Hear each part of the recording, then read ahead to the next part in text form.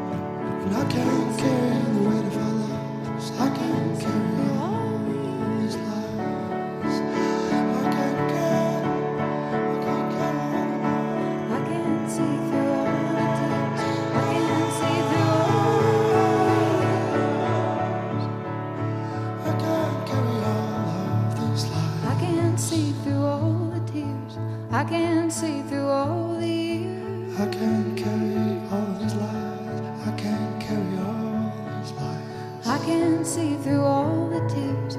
I can see through all the years. I can't carry the weight of our lives. I can carry all of these lies.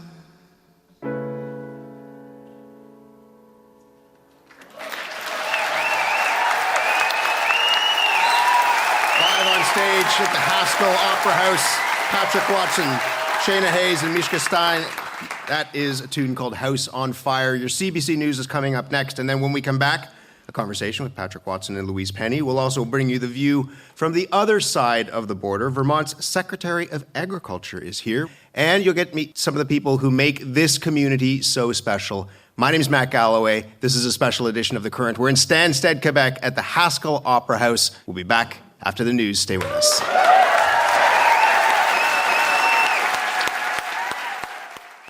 Hello, I'm Matt Galloway. This is a special edition of The Current. We are in Stanstead, Quebec, live from the Haskell Opera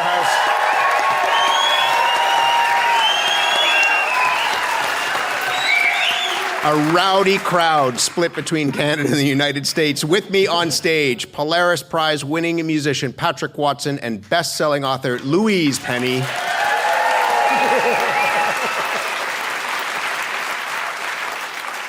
The last time you and I spoke, Louise, you had decided to cancel your book tour in the United States because of this 51st state business. You said you're not going down to the United States. You said it was a moral wound, and the decision to not go to the U.S. was immediate. Are you still holding to that? Yes, yeah, absolutely. Why is it so important for you to hold the line on that? But, that's an interesting question. I wish I could articulate it. It's just instinctive that this is a country that has declared war on us. And while lives perhaps have not been lost, although that might be debatable, livelihoods certainly have. And I'm not going to go and support a regime that has done that. And I've tried in my social media and in my mind and in my heart to separate the administration from the people. And that's... I had a book contract with Russia, and when they came to renew it, I said, no, I'm not going to renew the book contract with Russia, not until they get out of Ukraine. How are you thinking about this, Patrick? You recorded part of this record in New Orleans, you're in Los Angeles as well, and you're headed on tour. How, as an artist, how do you think about this stuff? Well, I guess I've been traveling since I was 16 on tour, right? So it's like 26, 30 years of touring. So I guess when I travel, I don't really think about countries or cities or places anymore. I just remember, it becomes like, my job is not to be about borders. My job is entirely the opposite, where people forget borders, So my reflection on that always is that when you cut the arts or you start to cut the phone ties, I often worry that maybe make the situation worse, because if they're faced as seeing a Canadian in front of them, they're going to have the conversation very differently when they watch news, because they're like, oh, last night I just had a Canadian in front of me, and maybe I don't want to go invade their country because it seemed pretty chill. So I always, I don't dabble into politics too much. Musicians are very hot-headed. When we speak about things, it always comes out too hot-headed. I have many opinions about things, but I try to stay away unless I can have a real long, nuanced conversation about it. But I think when you're a writer, you have a very different job. Your job is to really have a nuanced, interesting political conversations, and you're investigate and be critical thinkers. Musicians are like, we put our heart in the sleeves and we explode a bit, but you're so elegant and you're such a good communicator with words. It's much different than when so when you speak, I'm like, oh God, it's like so nice to hear someone level-headed. Anyways, I'll say. Well, do you know what I was thinking though when you were talking is that I think, much like in the environmental movement, for anything to really grab hold and make progress, you have to work on different levels and from different angles. So some of us stand back and say we're not going to go. Some brave people go and make the statement by being there, and I think that's really important as well. It's a combination, yeah. I think you and me have very different jobs, like in that way, and I really respect authors about what their role is in society. I think that it's much more than just writing books, I think they're critical thinkers of the world. So I think it's really interesting or different when you approach that subject than when I approach it, because my job is to go there and make people feel something, you know what I mean? And I'm supposed to inspire imagination, inspire, like, you know, I play a song and you're like, oh God, remember when I buried my, you know, and then they start crying. That's a very different job, you know? It's, you know. But also, your point was so great about that you're a Canadian, you're standing in front of them. It's very hard to hate a friend. And that's what you're doing, is you are helping people come to that realization that Canadians aren't, the people who may have never met a Canadian are coming to see your shows and realizing that's what a Canadian is. Yeah, and it'd be very tricky the next day when they see Fox News and be like, we're invading Canada. We're like, I saw that Canadian. He's got very weird hair, yes. But I don't think he's a drug dealer. Can I ask you, before I let you go, just one of the Don't things... let her go. No, we have to. I mean, What? She's in my band now. Yeah. You're not Perfect. letting her go anywhere. we would have her here all night.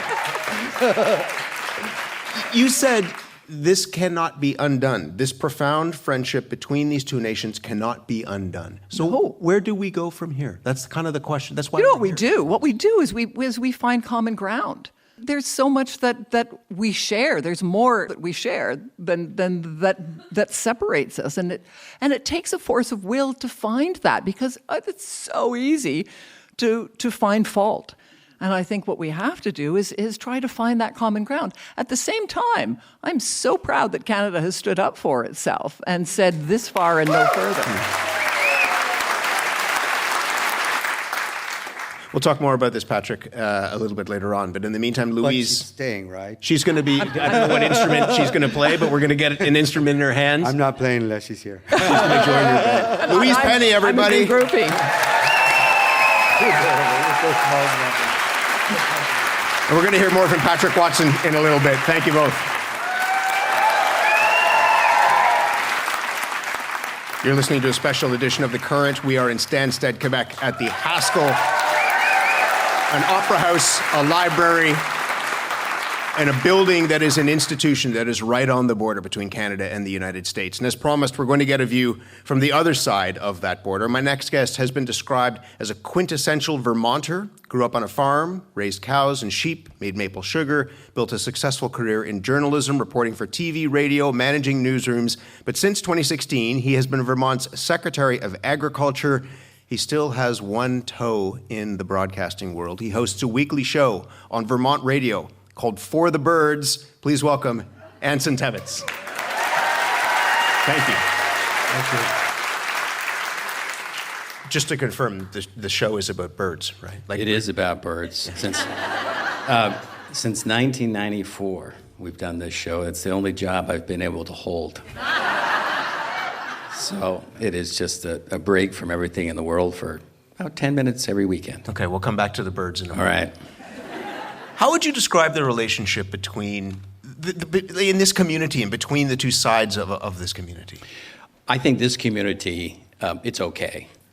I think we acknowledge in Vermont that it's really difficult from, and my butt is in Stanstead, right? Okay. Earlier it was in Vermont, but right now it's in Stanstead. But I think we understand what has gone on over the last year, and we're doing all we can in Vermont to be better neighbors. And recently we were with the Governor Scott and the team. We were in Newfoundland with the Eastern Premiers and the New England governors.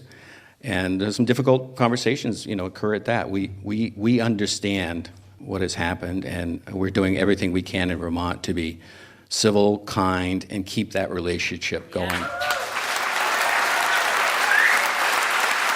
One of the things that's been happening is we know that there has been increased border enforcement. You see that here, but you see that, for example, in agricultural settings, on farms. We know migrant workers have been arrested, farms have been raided.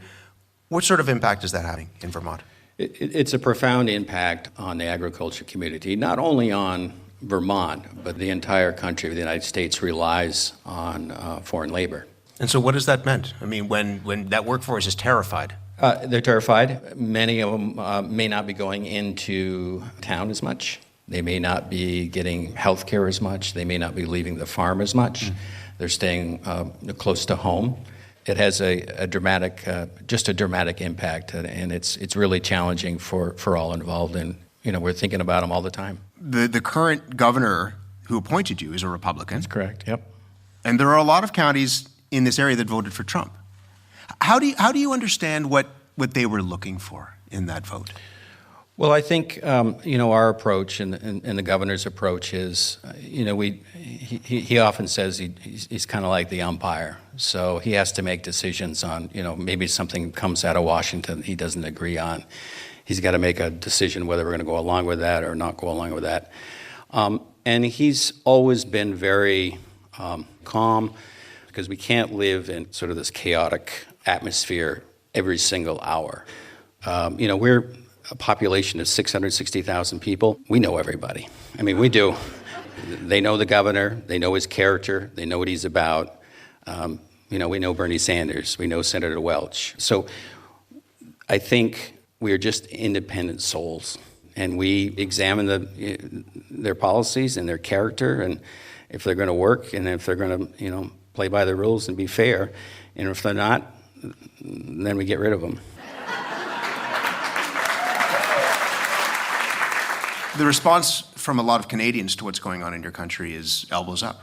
We're not going. Mm-hmm. We aren't buying your stuff. Yep. We're looking in the grocery store for the can that's got a maple leaf on it. What sort of impact has that had, do you think? There's so many things that connect us. For example, we have a cheese company in Vermont. You guys make great cheese in Quebec and up this way too, by the way. So I think you won the #1 in American Cheese Society, if I'm correct. And we were right there. Vermont was right there with Bester Show too. So we do all right between the two countries. But for example, we rely on some of your goat's milk to make cheese in Vermont, in Ontario, and Quebec. Your milk are not goats. The milk's coming across the border. We're making it into cheese. We rely on some of your grain. Of course, Vermont relies heavily on power from Quebec and Hydro-Quebec, and it goes the other way. Some of our logs go north from our timber.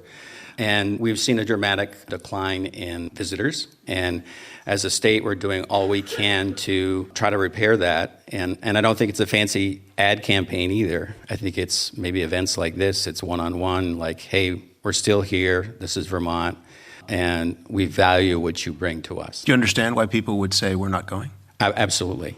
Yeah. We've heard that loud and clear, that until something changes, and I don't know if that's, apology or whatever, but it's like, no, we're not coming until things have a different attitude. How do we move forward in that? I mean, how do you repair the damage? Well, first of all, you be civil. We can have disagreements. Meaning, even saying that sounds dramatic in some ways. No, we can be civil. I just think it's just going to take individual to individual, time over time, and just try to repair it. Because Canada, you're friends, right? Yeah. Right? I mean, that's always have been, and I think from the Vermont perspective, you are our friends. So. You wanted to talk about birds. Well, really? I thought I came here to talk about birds. That's why I thought I came up all this way. So, are you familiar with the big thing that's going to happen with Canada and all the birds coming to the United States this year? You heard about this?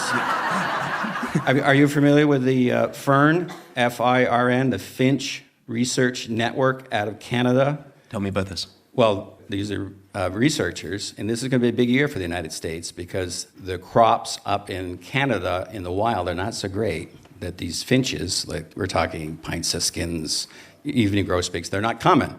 The food isn't up there, so they're going to have to come to the United States, and apparently we have a good food crop. So a lot of birds are going to be migrating south, and this hasn't happened for a long time. They're trying to figure out this relationship. Maybe we can too. If you want to break from what's going on in the world, I suggest taking up bird watching. Anson Tebbets, thank you very much. Real pleasure to have you here. Thank you. Thank you.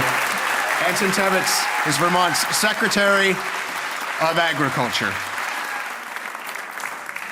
This library straddles 2 countries, but also 2 municipalities. Stanstead, Quebec, and Derbyline, Vermont share more than a border. And to help us understand, we've been talking about this, just how closely they are intertwined, I'm joined by 2 local leaders. Jody Stone is the mayor of Stanstead, and Sarah Webster is chair of the Board of Trustees of Derbyline. Welcome to the stage of the Haskell Opera House.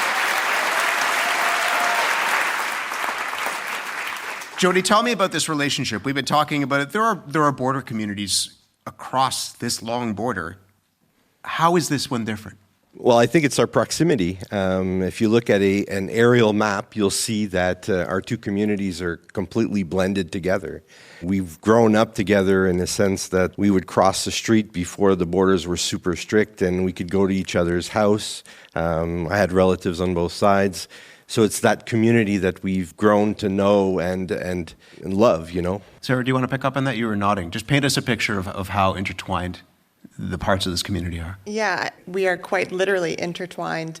Our water in Derby Line comes from Stanstead, and then we use it, and when we're done with it, we send it back. As it gets inspected going through. Right? You mentioned growing up here. What was the border like when you were growing up? My aunt lived on the Vermont side, so literally she would cross the street to go to work. We'd get on a bus on the Vermont side, just in front of the border customs, to go to swimming lessons on the Vermont side. And we didn't cross the border. We would simply wave and say, hi, we want to get through. And then they would come back and they would do the same thing. It's a different time now. How do you feel, Sarah, about the changes in border enforcement? There's a big pause before you answered that question. There is a pause. It's complicated. I think that, and I'm speaking a bit out of turn. For Derby Line, it's a way of life for people to cross, and it's been very challenging. What about as an American? Do you support when the border is more enforced? When it's not just a wave, but it's much more than that. And even coming in here, you stay on the sidewalk. You don't step off that sidewalk because there are signs that say "Do not cross." Is that a good thing? Do you think to tighten that up?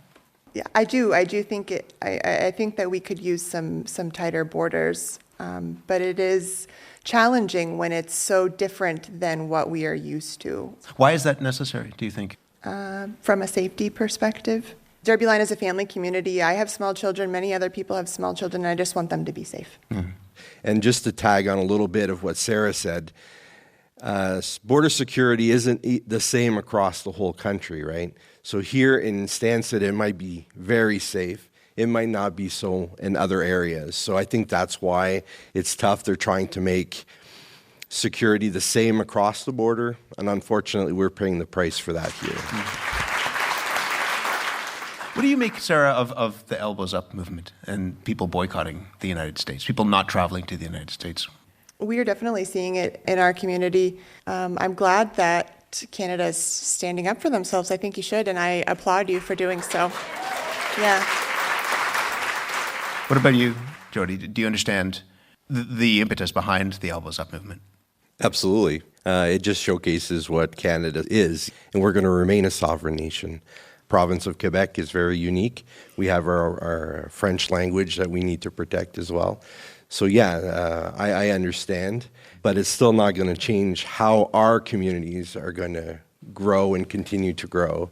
And we've taken this opportunity to get closer.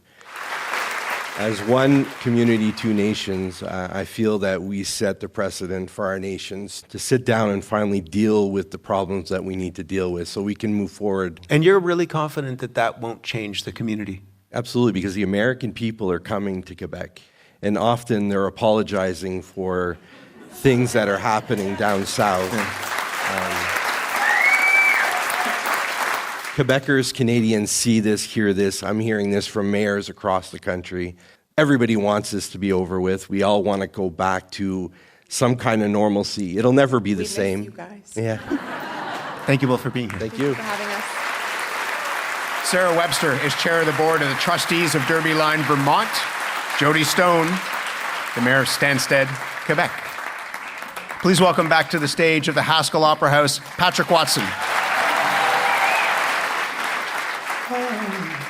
Can I ask you about what happened with one of your songs last year? This is a song, this afternoon, as one does on social media, there's a video of Jane Goodall talking about how her favorite animal is a dog, not a chimpanzee, but a dog. And in the background of this video is your music, and you know what song it is. Yeah, I do. Je te laisserai des mots. Tell me about this song.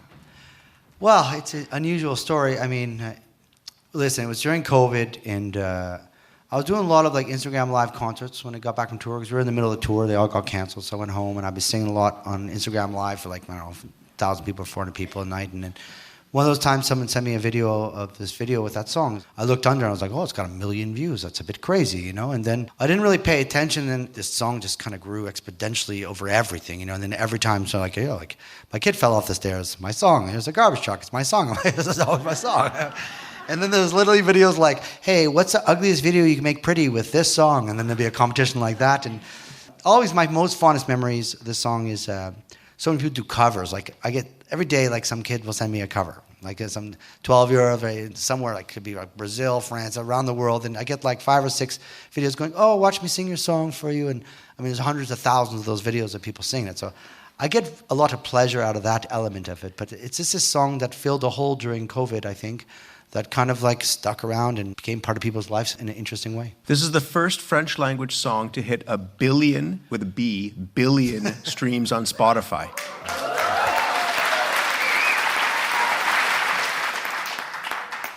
It's a crazy number. I'm not gonna lie. The internet's so weird, these large numbers, because, I mean, it's 1 billion on Spotify, but the overall, I think it's 80 billion on TikTok and all of them, right? So it's 80 billion. Like, it's such a ginormous number of, like, nonsensical. You can't fathom that number. And I'm very proud of, you know, I grew up as an Anglophone in Quebec. I speak French. I went to French school. So it's pretty funny. I mean, the Anglophone from Quebec who crosses that line. There's a little bit of irony I enjoy out of that. Not gonna lie. No, no, with lots of love. The French speakers and the Quebec culture as a kid, a lot of my earliest friends were French. All my friends I'd made music with when I was in my early 20s were French. All my first tours were in the north of Quebec. That culture has paved the way for me to be able to have my career. So they're like, it's very important to me. So at the same time, I'm very honored to be a part of that culture and to do the best I can to celebrate it, you know what I mean? But, you know, it's a crazy world. Wonderful. Will you play the song for us? Absolutely, let's do it. Fantastic. Live on the stage at the Haskell, here's Patrick Watson. Je te laisserai des mots en dessous de ta porte, en dessous de les murs qui chantent tout près de la place où tes pieds se passent, cachés dans les trous de ton divin. Et quand tu es seul pendant un instant, ramasse-moi. Quand tu voudras, ramasse-moi. Quand tu voudras, ramasse-moi. Quand tu voudras.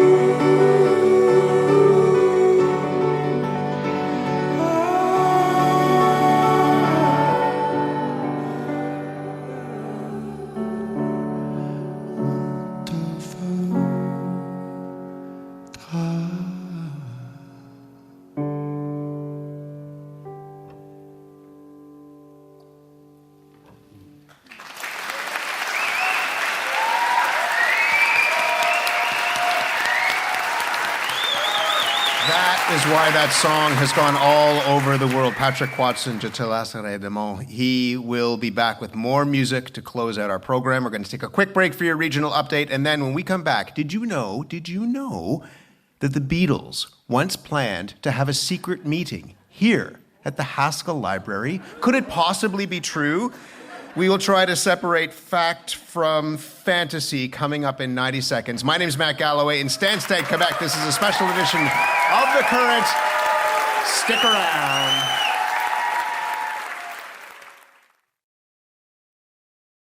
Hello again. My name is Matt Galloway. This is a special edition of The Current. We are at a packed house. We are in Stanstead, Quebec at the Haskell Free Library and Opera House. And with me on stage, two people with a very special connection to this place.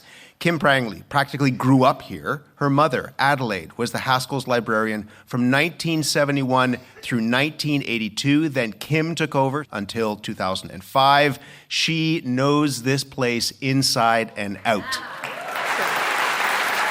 Also with me is Ross Murray, writer, playwright, president of the Canadian fundraising arm of the Haskell Foundation. You probably saw him ushering you in. Thank you both for being here with us. You have, Ross, described the Haskell as, in your words, a magical loophole that existed on the border. What do you love about this place? I came here 30 plus years ago, and the border exists in a way that I wasn't aware of. And I remember crossing the border early on in my arrival here and thinking, wow, this is very cool to be this close to another country, and stepping over and going, these people are a little different in Vermont. They're a little more robust and ready to have a good time. And when I came into the library, I was like, oh, we're in both countries, and those differences immediately disappeared. I mean, when I came into the library, Kim, yesterday, one of the things I saw was there's the line. I mean, I'd seen pictures of the line. I'd heard about the line. There it is. It's right there. And you step across it. Does anything change? Maybe. I'm not sure. Tell me about, your mom and the line and how this happened. So for many, many, many years, this building was insured with two companies. A Canadian company insuring the Canadian portion and an American company insuring the American side. And in the mid-'70s, there was a small fire that took place outside under the overhang, which has since disappeared. And it was very close to where they knew the border was. And so they didn't know which insurance company would have to cough up the money. And so my mom said, well, what if we paint the line on the floor, and then we'll know exactly where everything is. And so that's what they did. And, from that moment on, I think virtually every person that's come into the library ever since will straddle the border and have their picture taken. I actually purchased the two little flags that people always put on the line now, the Canadian and the American one, and then they have their picture taken again. So it's certainly been an attraction for people to have that borderline, but it's also created other very interesting circumstances as well. So one of those interesting circumstances perhaps involves one of the people who came and straddled that line, Kirsty Noem, who is... Now, the U.S. Secretary of Homeland Security, she stood on one side and said USA number one, then stepped to the other and said 51st state. You said you were horrified and sickened by what happened. I literally almost grew up in the building. It's like home to me. I started coming here when I was 3, and I remember the librarian at the time who looked rather like the moose downstairs on the wall. And she used to have peach blossom candies behind the door, and she would always give me one. So I had very pleasant memories of the library, and that's just continued throughout my life. It's a very special place to me. And that's abhorrent to think that she would jump over the border and say those things, very insensitive. And the library, though, and the whole institution has been sort of in a delicate balance for quite a long time, though. It's not just from this recent development. It's a challenge. I have to tell you, there's no job like it in the world. You are, you have to know something about architecture and the historical value of the building, and you have to work with two companies doing the same job. You have American electrical standards that are different than the Canadian, and when we had some renovations done here, the Americans had to put the wiring in up to this point, and the Canadians had to attach it. So it's a very fine line that you tread here when you are running an institution that's in two countries at the same time. I can imagine. Yeah, 25 years was quite enough.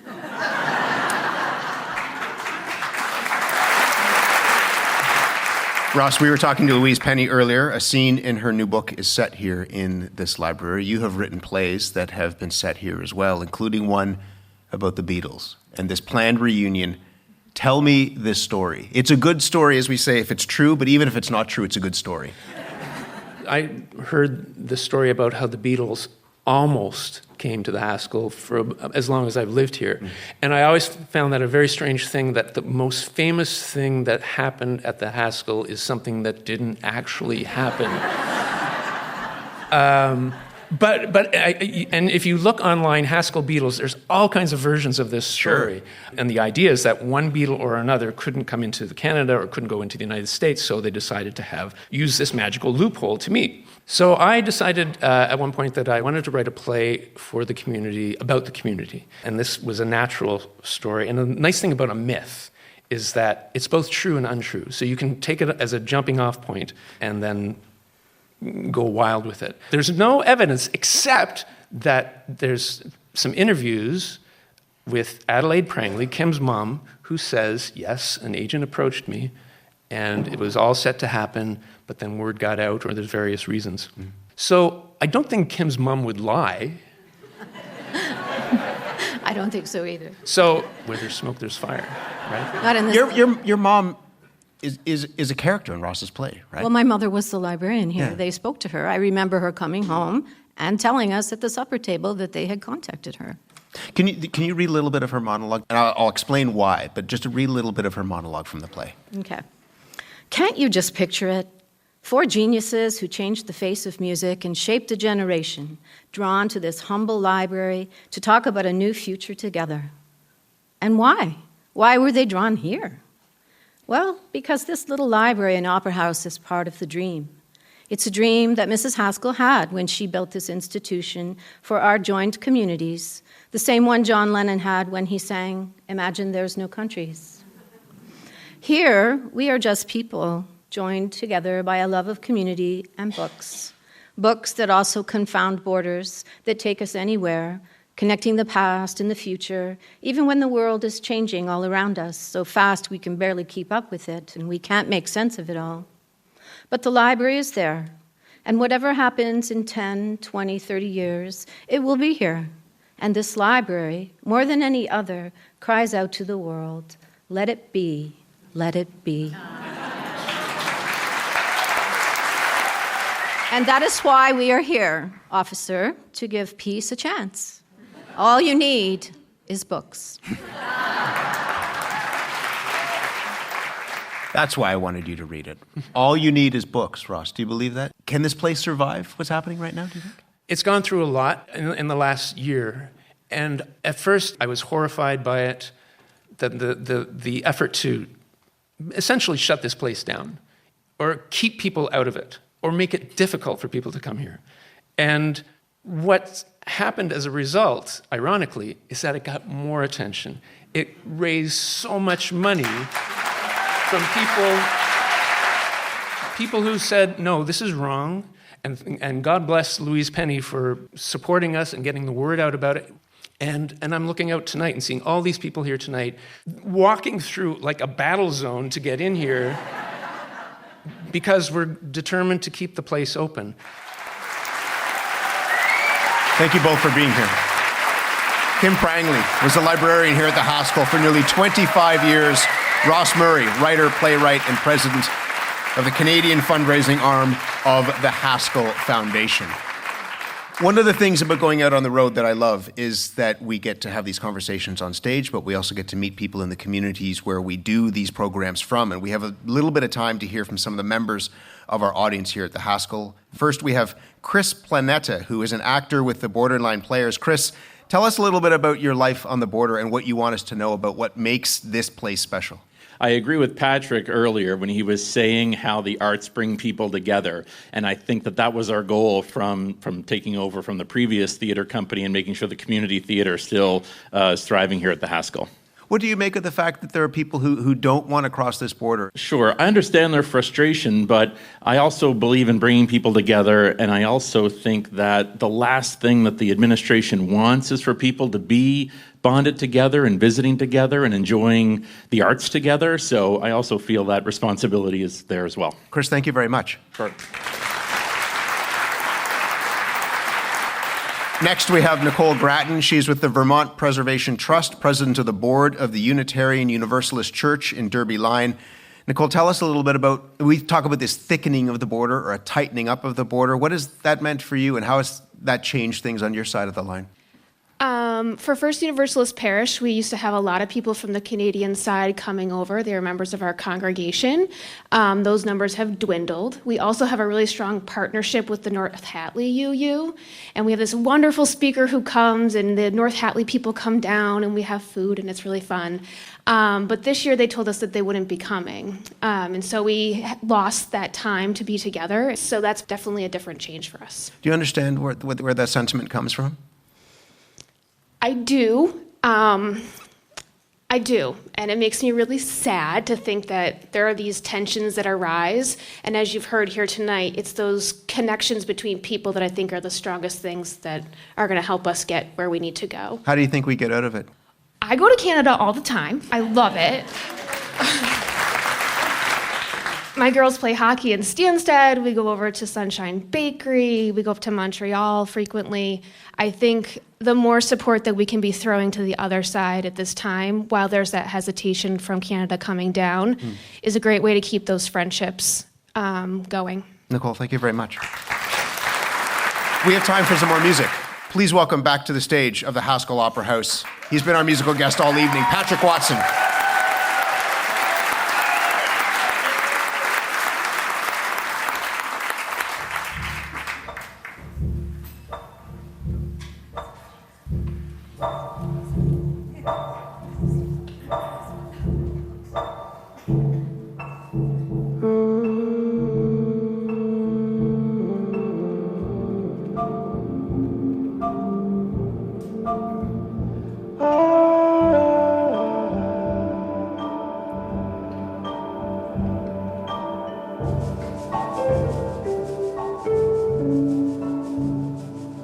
I could hear that bass 2 blocks away,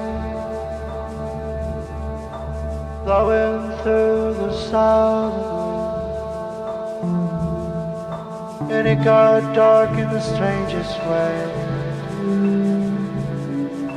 Slowly, slowly came this way, like nighttime moves through the trees. Something about the way the meadow sways. You can move, you can leave.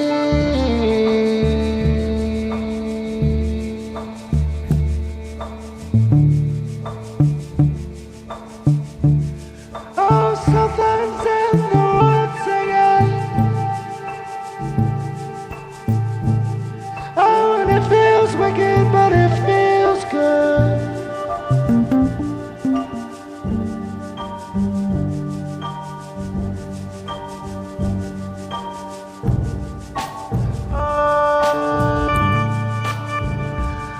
I see two bright lights shining in the night. Somebody's just staring back at me. I see the shimmering light shaking all over.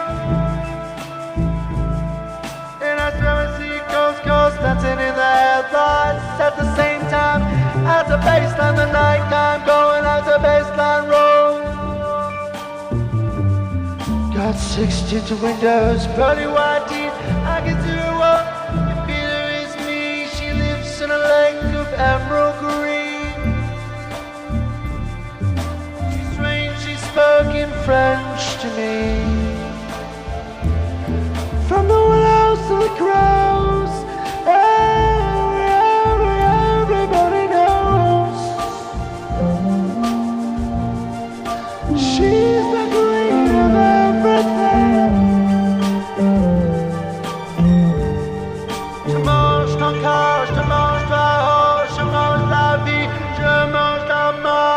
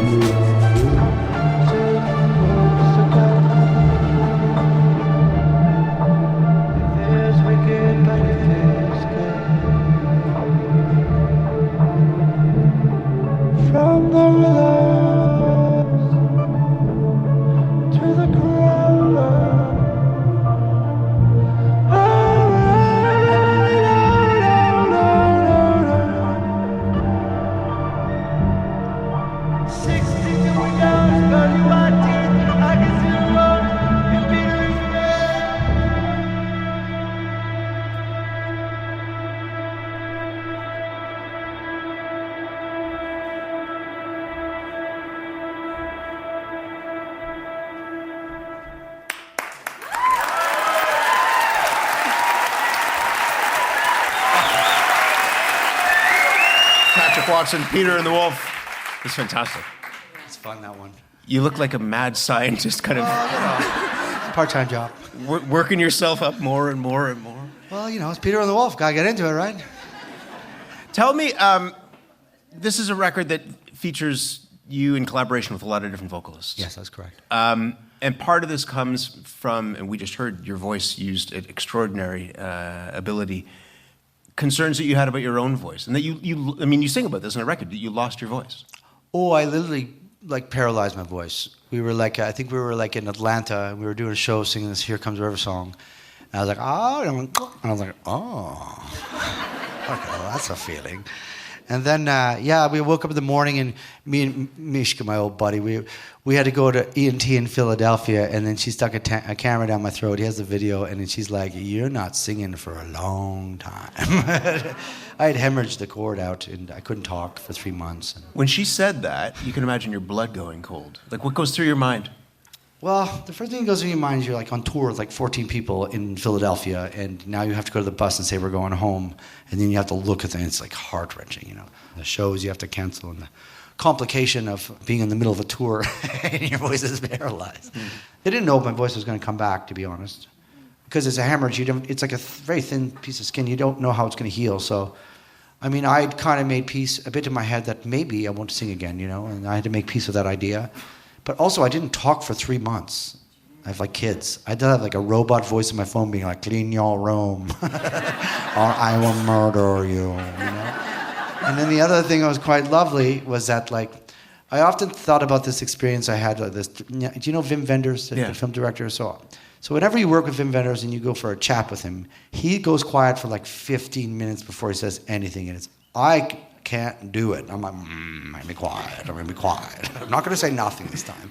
And every time I'm going to say something, and I'm like, you don't want to because you want to hear what he has to say because he's a lot more interesting than you are. And I never could so the whole time I was like, can't I run into Wim Wenders now? and then the funny thing would be or the other thing that you realize is often you think you're at a dinner table and I got a fancy fact you're going to pull out of your pocket some statistic and everybody's you're oh, they care, I swear. Nobody cared. Nobody misses it. Nobody missed my statistics, let me tell you. And then, in fact, the dumb part is you walk away and they're like, oh, he's pretty smart, that guy, because you didn't say anything. You're like, huh? And then I go to the bank. And I'm like, usually I'm like, hi, try to be nice. Like, oh, it's so nice to see you. And I'll be super Canadian. Oh, thank you for your time. Now, they're like, would you like a coffee, sir? I'm like, what? So that quiet thing was paying the bills. I was digging it. You use your voice differently now? You know, the truth is, I had injured my voice about right after close to, I forget which album, but where I had to do this show in a festival. It was like 100,000 people, and my voice was tired, and they gave me steroids. That's what they always do. And then I sang, and I damaged it, and I lost already a large range of my voice years ago, but nobody noticed. And because immediately after that injury, I was working with Leonard Cohen's album. And I was like sent Leonard Cohen's stem, just his voice alone. He has like 6 notes. I have 3 octaves. You know what I mean? I'm like, if you can do that in 6 notes, I think it's going to be okay that I lost like 4 notes, with my 30,000 notes I have. But more importantly than that, what was interesting is that when you have Leonard Cohen's voice alone without music, it's doing like 95% of the work. I just learned how to make the words mean something. And then after that first injury, every time I would sing, people were like, oh, your voice sounds... I got way more compliments after that than when I could sing like, 30,000 notes up high. Because I learned how to make things mean something. So thanks, Leonard.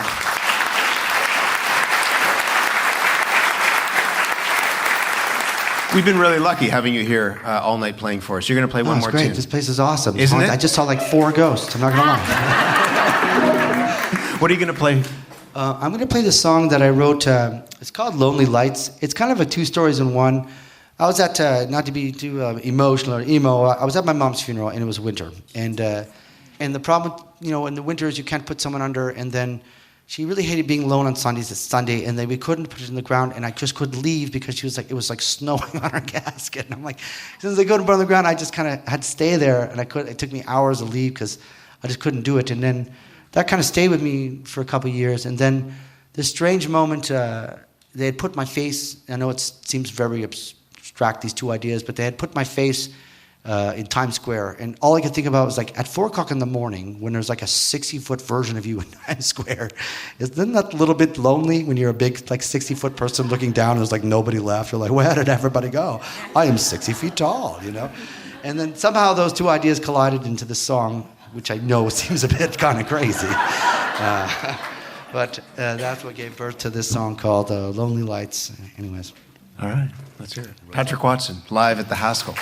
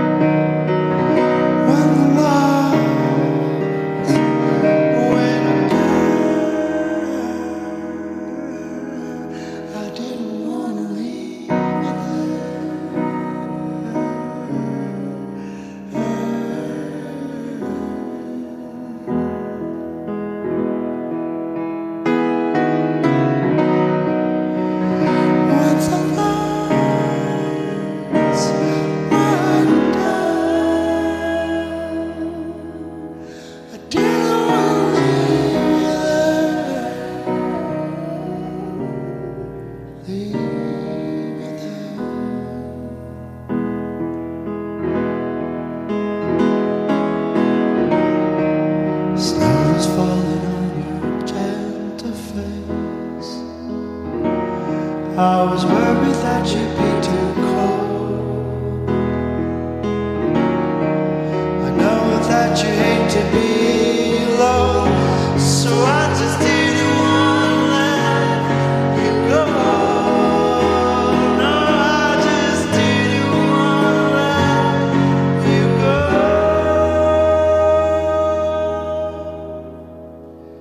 Chairs upside down, the cash is closed. Even the lights in Times Square feel alone when it's 4 o'clock in the morning and nobody's there.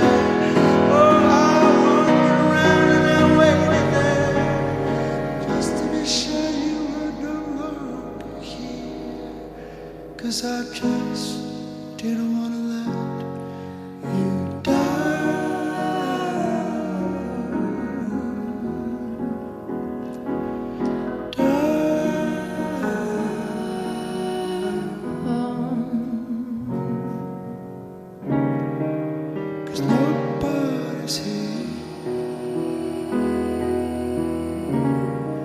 Just me, you, and the moon.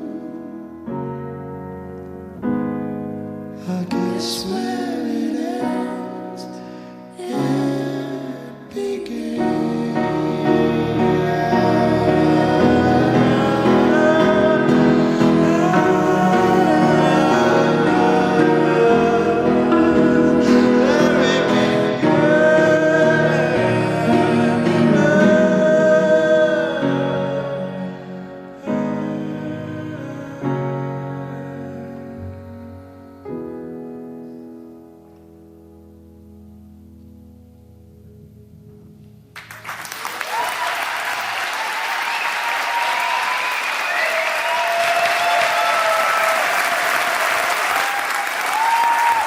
Lucky us. Patrick Watson, Shayna Hayes, and Mishka Stein, and Lonely Lights. That will do it for this special edition of The Current. I want to thank Patrick Watson and his band for being with us tonight. Thanks as well to Louise Penny and all of our guests on stage. Thanks to you, this amazing, rowdy audience, and the staff and the volunteers here at the Haskell Free Library and Opera House. This is a really special part of the country, and we feel privileged and honored to be here and be able to spend some time here with you. It is a great joy. There is a huge team that makes a program like this possible. We want to thank our colleagues at CBC and Radio Canada here in Quebec for their help and support. Our producers tonight, Julie Chrysler and Susan McKenzie. Our director, Amanda Grant. The technical wizards, Gary Francis and Dominic Baudouin. Senior producer, Kathy Simon. The executive producer of The Current is Lara O'Brien. One of my favorite things in being able to host this program is taking The Current out on the road. We go to communities big and small, coast to coast to coast, and we try to, as we say, have Canadians explain themselves to each other. It is what public broadcasting is all about, and it's the best thing about this job. This audience has had a wild time tonight. If you want us to come to your community next, write us and tell us why we should come there. You can email us thecurrent@cbc.ca. In the meantime, my name's Matt Galloway, live from the Haskell Library and Opera House, a magical loophole on the border between Quebec and Vermont. Thank you for listening to the special edition of The Current.